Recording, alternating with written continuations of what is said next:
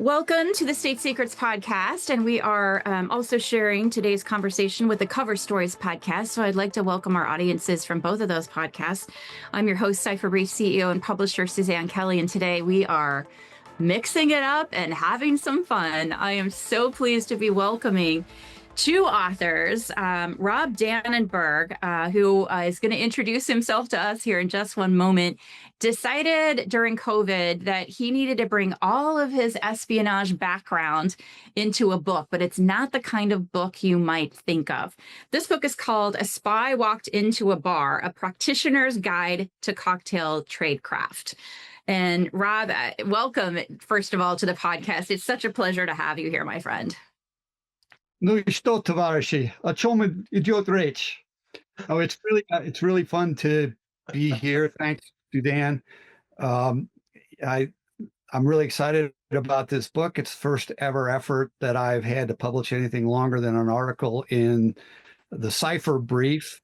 And as Suzanne correctly noted, the origin of the idea for this book comes from COVID. When you guys all remember, the world was shut down, and people started engaging in habits or taking on habits that in some cases were productive, in some cases unproductive. And there were all kinds of memes going around, if you remember, about people waking up in the morning and starting drinking in the afternoon, drinking in the evening. Well, it didn't seem like entirely a bad idea. And in the course of the COVID couple of years, I started following up on something that had become a little bit of a hobby during my career in the Central Intelligence Agency, and that was making cocktails, understanding a little bit about the history of cocktails, experimenting a little bit with different types of cocktails.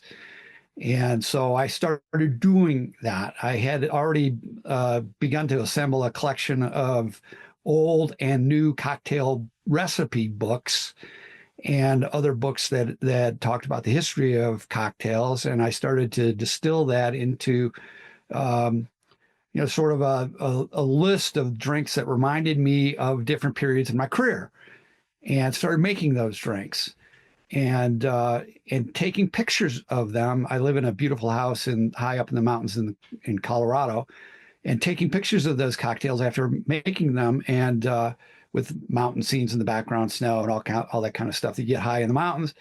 And I started sharing those photographs with an old colleague and friend, Joe Mullin, my co-author in the book.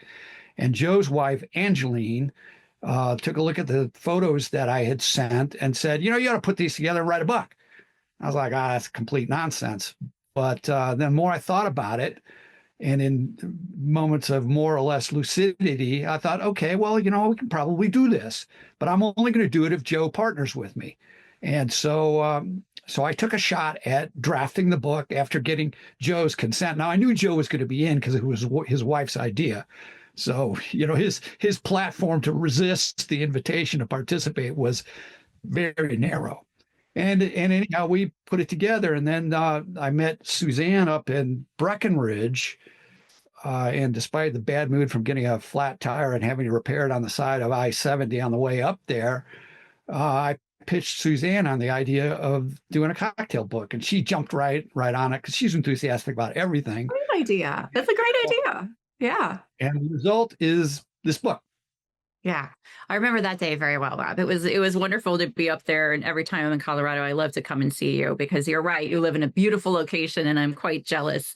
Tell us a little bit about, from both of you. Rob, we'll start with you, and then Joe, I'd like to hear from you too, about your background. Like, what is it that you've done in your career that's so spectacular? Because I know you both. I know the things that you've done during your CIA careers. Not all of them, of course, I wish. But talk to me a little bit about what you did that along the way, you realized that really cocktails and drinks were part of the culture of what you were doing. It's not just a James Bond movie thing. It's like actually kind of real. Yeah, it absolutely is. And just so you know, Joe and I are CT classmates. We've known each other really from the beginning of our careers in the agency. And CT meaning counterterrorism?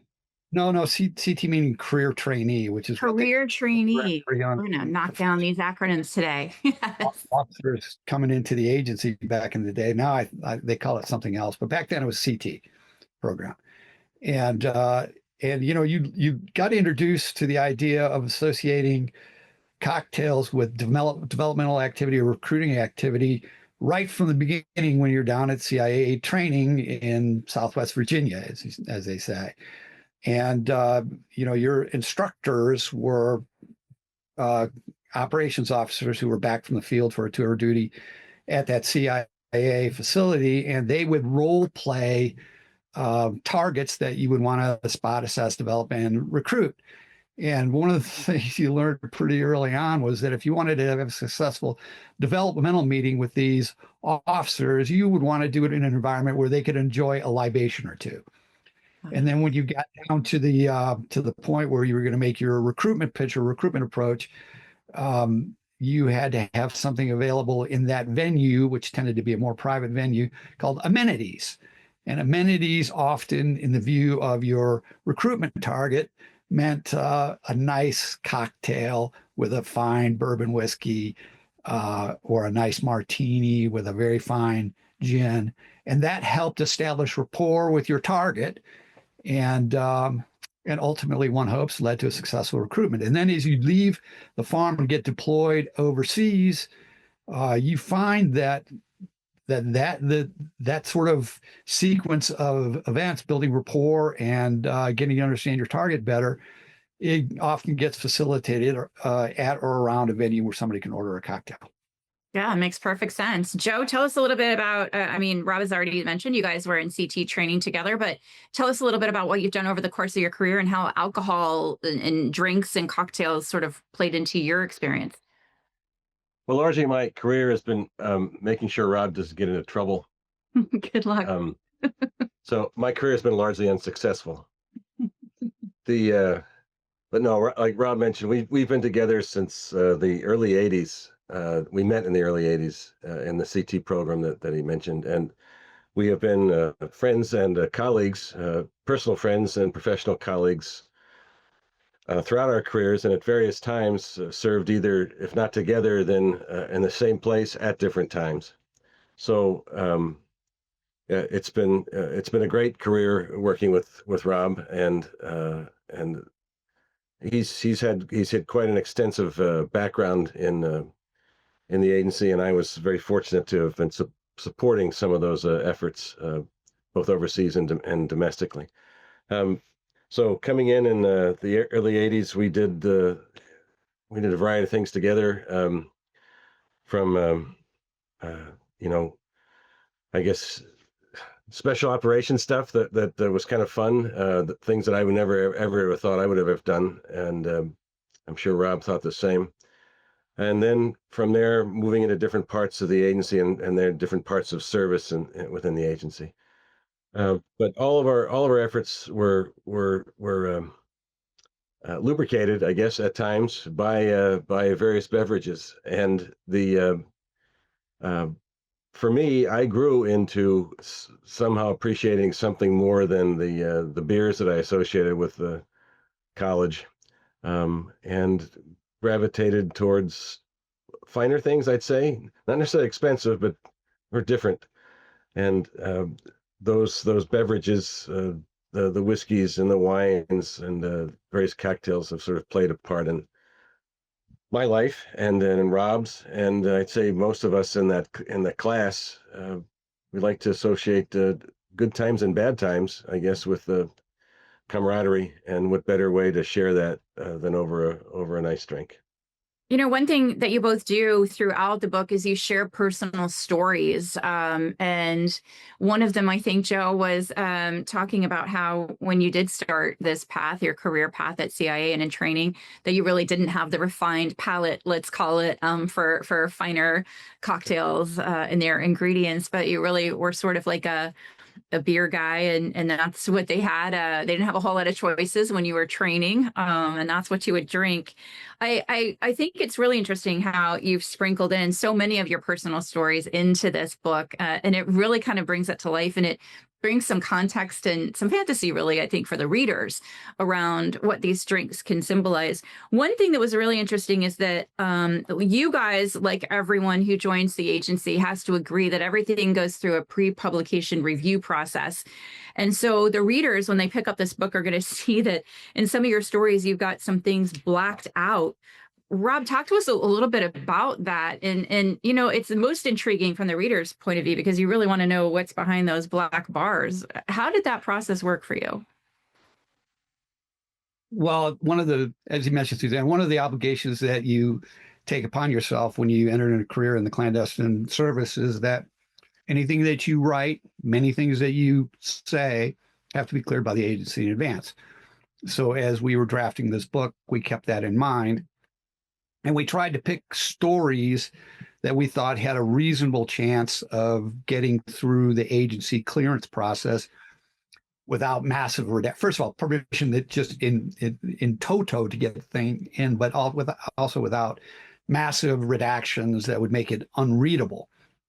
And so as we submitted the book, which we actually did in kind of an iterative process to the agency, we were surprised and quite pleased to see that the number of redactions were actually quite modest.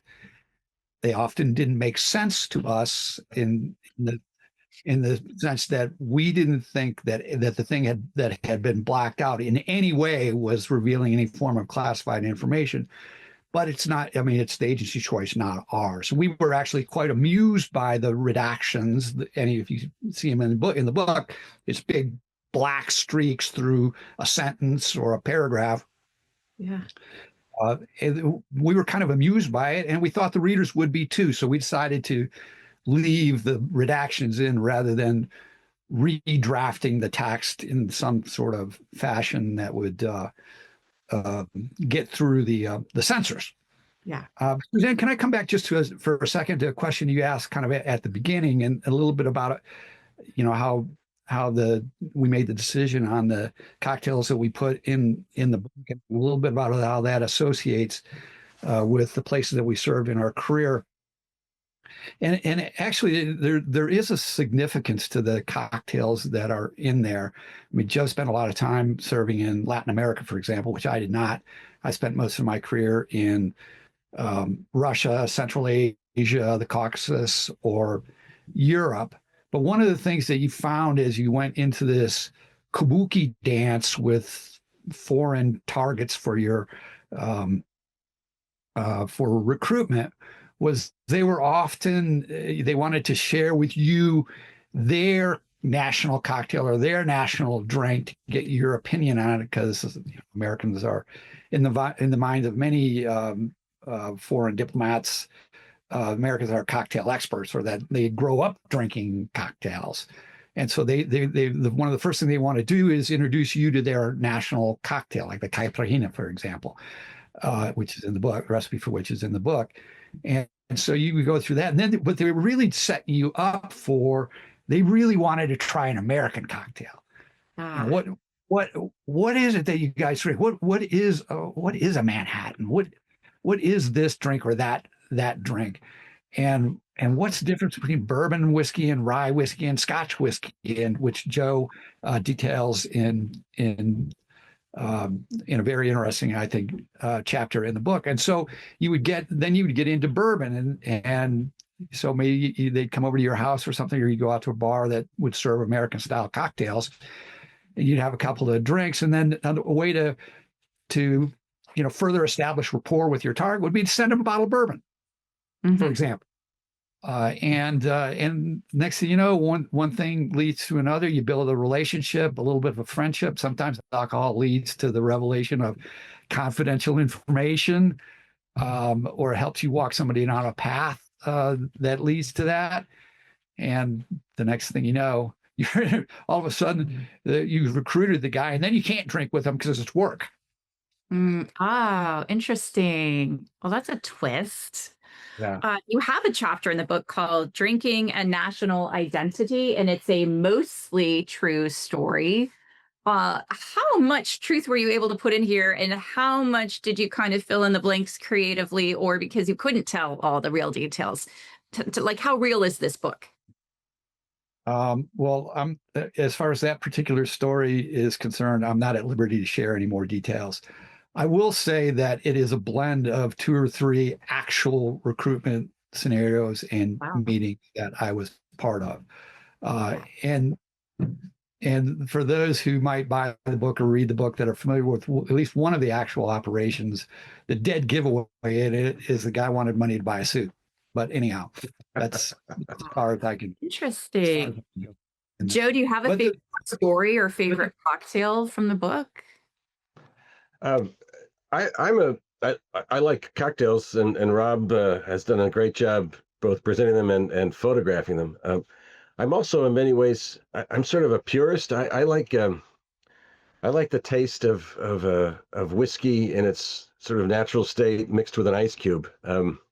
And the cocktails add to that, but quite often I think the basis of a good cocktail is a high quality sourced whiskey or gin or vodka. So I think when we make cocktails, starting with something like that you say, well, I can drink this on its own with an ice cube or not, is probably a good way of saying, well, I can make a really good cocktail with it. And I guess I'm pretty much a classic guy when it comes to it. So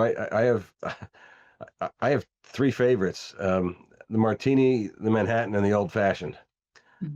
And everything else I think are permutations on those 3 things. You can add or subtract different ingredients, but I like the flavors, and especially the blending of those flavors in those 3 cocktails. Rob, do you have a favorite?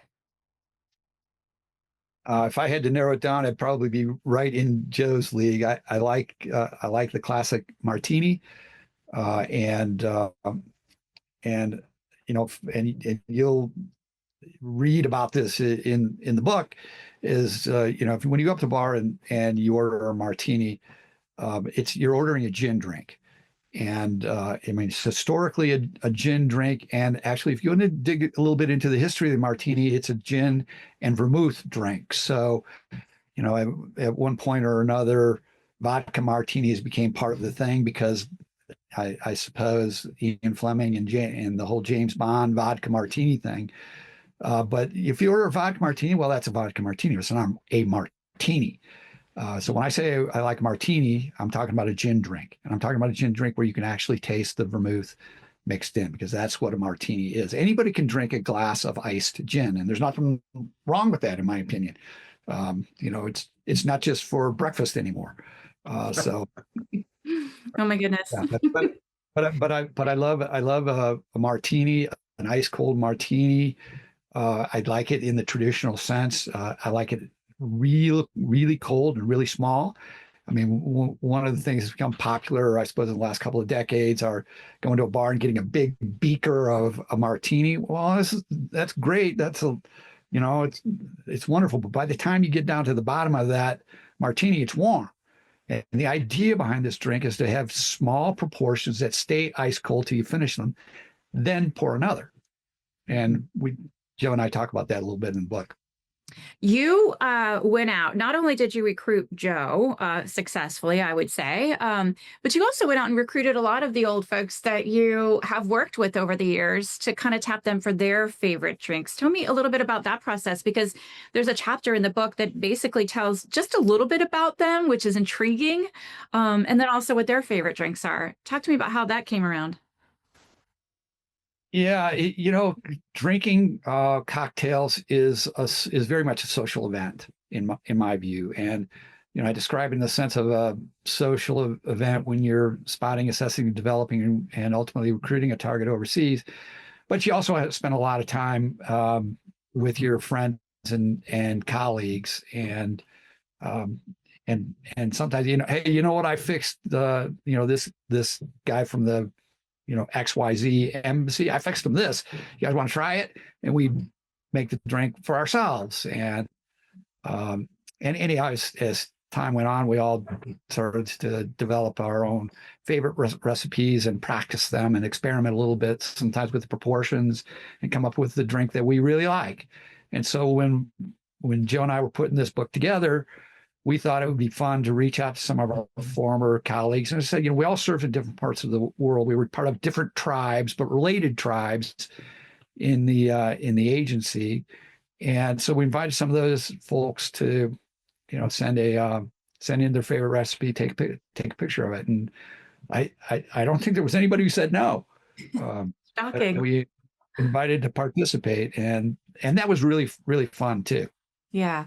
And some of the blurbs on the book, are really impressive. I'll just read one quickly for those who are listening. The recipes are presented with a brief history of their creation and evolution and are spiced with entertaining personal vignettes that evoke foreign climes and the mysterious world of spying. Read, mix, and savor them. Michael Sulik said that. He's an author in his own right, of course. He's done a lot of great sort of historical books, but he's also the former director of clandestine operations for the CIA. Joe, you're still, alcohol is still a very big part of your life. You're in Savannah, Georgia now, which is a big drinking town, a lot of culture, a lot of history there. Tell us a little bit about what you're doing now. Well, after I retired from the agency, I worked like Rob in some of the sort of consulting firms there in the area in DC. And when Angela and I moved here to Savannah about 10 years ago, I quickly realized that no one here had any interest whatsoever in whatever I did in Washington, D.C. So, which is not only humbling, but it also is a catalyst for, I want to do something. So, like Rob, I always had an interest in specifically wine while serving overseas, but also introduced to different types of whiskeys and other beverages. So what I did was study, and with Angeline's help, lots of cards, lots of memory cards, lots of memorizations, and took several tests. And I got gave me a level 1 in the Court of Master Sommelier, and then became a CSW, or in the Certified Specialist of Wine. So I professionalized, I guess, what had been a pastime or a hobby. And with that, I wound up helping a local, the oldest wine shop here in the city, with tasting and recommending wines, pairing them, doing classes and stuff like that. So I still do that, and it's been interesting, because when you think you've learned it all, you realize you haven't, because there's always so much more to learn, and there's the chemistry of alcoholic beverages is fascinating in its own right, but even more so for me, it's the culture of the alcoholic beverages, where they originated, how they were produced, what's the history, wine, whiskey, beer. There's so much there that's beyond simply the taste of the product. So I do love. One of the things I learned from one of Joe's quotes in the books is that wine is for assholes. I do believe that is in the book. Yes. Thank you for pointing that out. Along with a lot of kind of tips and thoughts on different tools, your choices for certain changes on drinks or adaptations of certain drinks, which I think are great. And again, I do love the fact that, Robbie, you've taken a lot of these photos yourself. Joe, you can actually contributed a number of them as well. I'm kind of curious now, like in your retirement life, how often are you able to get together with colleagues? I know that Brad and I were very lucky to come and be able to have drinks with you all over a weekend not too long ago. And Rob, we see you pretty regularly. And you were kind enough to invite Brad to contribute his own drink. I won't tell anybody which one it is. They'll have to, if they know Brad, they'll probably figure it out. But how often are you able to still get together with groups of folks who have the same background and spend time reminiscing about some of the stories that you're now sharing with readers? More often than you might think, I would say. We tend to congregate because when we're all together, we can talk about things that we can't talk about around other people. And every once in a while, it's fun to do that. Usually it's around a more, formal event. I just hosted my youngest daughter's wedding up in Steamboat Springs, Colorado. And there were, probably some, 30 people or 40 people at that wedding with whom we been in Moscow in one of our 2 tours there, and a bunch of agency folks that we served with in other parts of the globe, and it's fun, and it's just like anything else when you're trying to carve out time to do stuff. You just got to set your mind on the fact that you're going to do it, and that's how I approach that issue. And I was going to fly something, I was going to do this, that, and the other, but it's always worth it when you get together. Yeah. I want to add to that just real quickly. The underscore Rob said, and I actually put it in the book. We would do anything for each other, and sometimes our meetings, our gatherings are virtual, texting. And the genesis of this book was through texting with each other. I'd send a picture, or Rob sent a picture. We'd compare notes. And that was one way, especially during COVID, the genesis of the book, where we kept together. But also there have been occasions where people would come together for, yes, as Rob said, formal occasions, but also occasions of just simple friendship. People would meet each other, either groups of 3 or 4 or 5, or 1 or 2, and people visit each other quite a bit, and that connection, those bonds have existed now for over 40 years, and I don't see them fraying. Let me ask each of you, as we close out our conversation today, to make a toast, if you will. If you had the opportunity to have an in-person drink with all of the readers of this book, what toast might you give? Joe, do you want to start? Oh, wow. On the spot thinking here. Let's see if you still got those skills. Who's better than us? Short and to the point. All right. I love it. Rob, you ready? Yeah, sure. I mean, if I had to give a toast, I'd give the same toast that I gave every time I was together with Russian intelligence officers. I'd like to propose a toast to the great Russian Navy, bottoms up. Fantastic. Gentlemen, thank you so much. The book is called A Spy Walked Into a Bar, A Practitioner's Guide to Cocktail Tradecraft by Rob Dannenberg, with Joe Mullin as the main collaborator in this effort. Gentlemen, it's such a pleasure. People can buy this book on Amazon. I hope they enjoy it, and really want to thank you for taking the time to share both some of your stories and some of your favorite beverages over the courses of your career. Thank you both. Thanks, Suzanne. Ben.